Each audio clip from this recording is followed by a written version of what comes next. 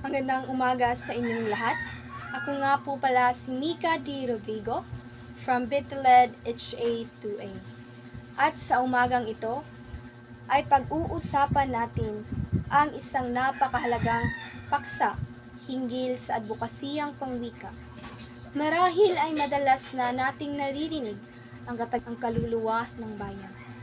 Ngunit sa panahon ngayon ng mabilis na pagbabago, social media at lalo na sa globalisasyon, nananatili pa rin ba itong totoo? Ang sagot ko dyan ay oo. Ang wika ay higit pa sa salita. Ito ang ating pagkakakilanlan, ang ating ugnayan sa kasaysayan, at ang ating tulay o daan sa kinabukasan. Subalit, kung hindi natin ito iingatan, maaari rin itong mawala at kasabay nito, mawawala rin ang ating pagka-Pilipino. Ano nga ba ang kahalagaan ng wika sa ating pagkakakilanlan? Ang wika ang pangunahing kasangkad. Sa pamamagitan nito, na ipapahayag natin ang ating damdamin, kaisipan at pangarap. Ngunit higit pa riyan ang wika, ito rin ay tagapagpadala ng kultura. Kapag sinasabi natin ang mga salitang bayanihan, utang na loob, at pakikipagkapwa-tao, hindi lang ito mga salita. Ito ay mga konseptong walang eksaktong katumbas sa ibang wika. Dito makikita na ang wikang Filipino ay may sariling kaluluwa, isang kaluluwang tunay na Pilipino. Ang wika, wala rin ang ating pagkakaisa. Isipin na lang natin kung ang bawat rehiyon ay may kanya-kanyang wika at walang wikang pambansa. Paano sila o paano tayo magkakaintindihan bilang isang bansa? Ang wikang Filipino ang nagsisilbing tulay o daan sa ating pag-iisa, pagkakaisa, lalo na sa Luzon, Visayas at Mindanao. Higit sa lahat, ito ay may mga hamon. Ang wikang Filipino ay may mga hamon sa makabagong panahon. Sa kabila ng ating pagpapahalaga o ang kahalagahan nito, hindi may mga hamon na kinakaharap ang ating wika. Isa na rito ang paglalaganap ng paggamit ng wikang banyaga, lalo na ang Ingles, sa mga paaralan, trabaho, at lalo na sa social media at internet. Kapag tinitingnan natin ang internet, marami sa kabataan na kagaya ko ang mas komportableng mag-post sa Ingles kaysa sa Filipino. May iilan pa ngang nagsasabi, kapag ang isang tao ay magaling gumamit ng Ingles, matatawag siyang mas sosyal o mas matalino. Isipin na lang natin, kung tayo mismo ay hindi gagamit ng sariling wika, sino pa ang magmamahal dito kundi tayo lamang? Mayroon ding hamon sa larangan ng edukasyon. Sa ilang paraan o paaralan, mas binibigyan halaga ang paggamit ng Ingles bilang medium of instruction.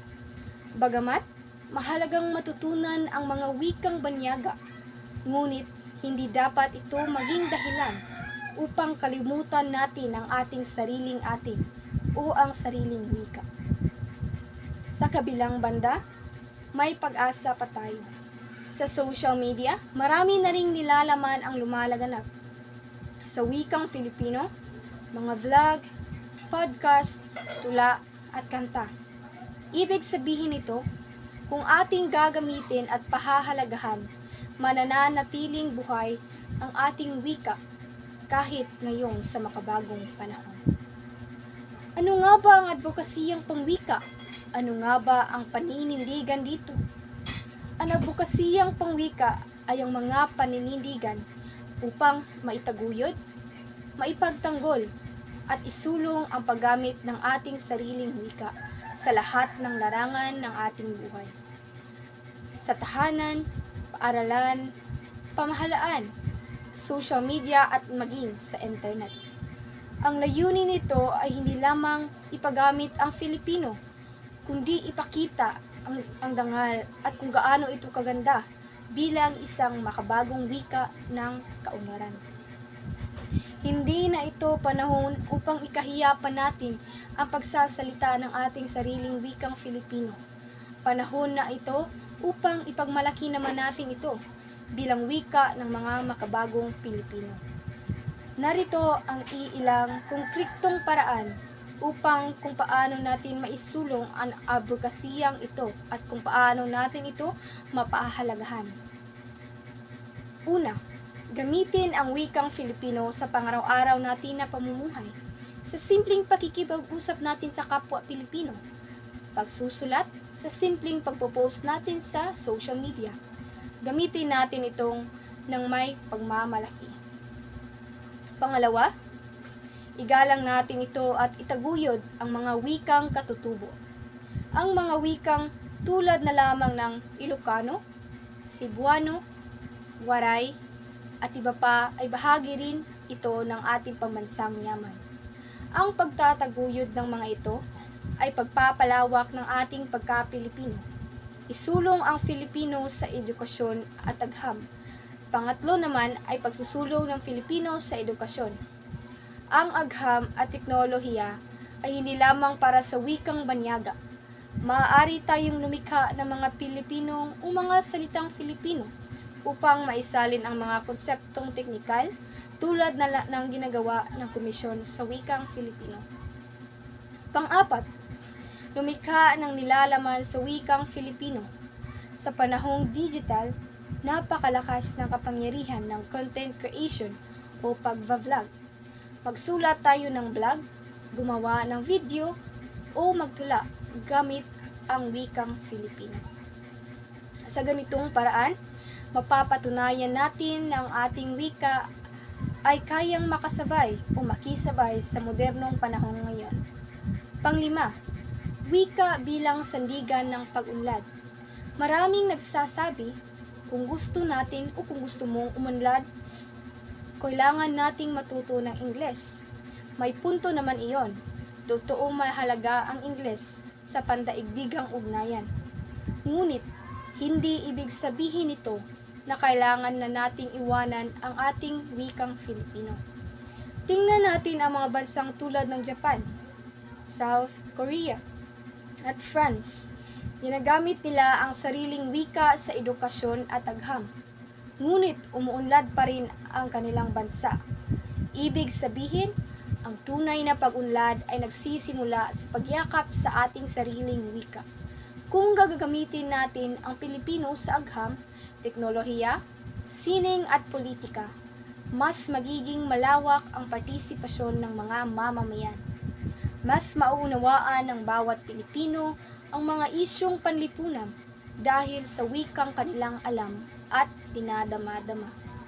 At dito, maipapakita na ang wika ay kasangkapan ng demokrasya at kaunlaran sa ating bansa. Mga kababayan kong kapwa Pilipino, ang ating wika ay ang ating buhay. Ngunit ang buhay nito ay nakasalalay sa atin, sa bawat Pilipinong bumibigkas, sumusulat at nagmamahal dito. Ang advokasiyang pangwika ay hindi lamang kampanya. Ito ay paninindigan para sa ating pagkatao. Kapag ginagamit natin ang Filipino, sinasabi nating, mahal ko ang aking bayan at ipagmamalaki ko ang aking pinagmulan. Kaya't simula ngayon, gamitin natin ang wikang Filipino hindi lamang sa klase, kundi sa pang-araw-araw na buhay. Ipalaganap natin ito sa internet, sa sining, sa agham, sa negosyo at sa lahat ng larangan. Sapagkat habang buhay, nating ginagamit at pinahahalagahan ang ating wika. Habang buhay, din nanatiling buhay ang ating pagka-Pilipino. Ang wika ay parang apoy. Kapag patuloy mong pinapayabong, magbibigay ito ng liwanag at init. Ngunit kapag pinabayaan mo ito ng tuluyan, ito ay mawawala. Kaya't itaguyod natin ang apoy ng wikang Pilipino. Itaguyod natin ang ating advokasiyang pangwika para sa bayan, para sa pagkakaisa at para sa kinabukasan. Maraming salamat po at mabuhay ang wika.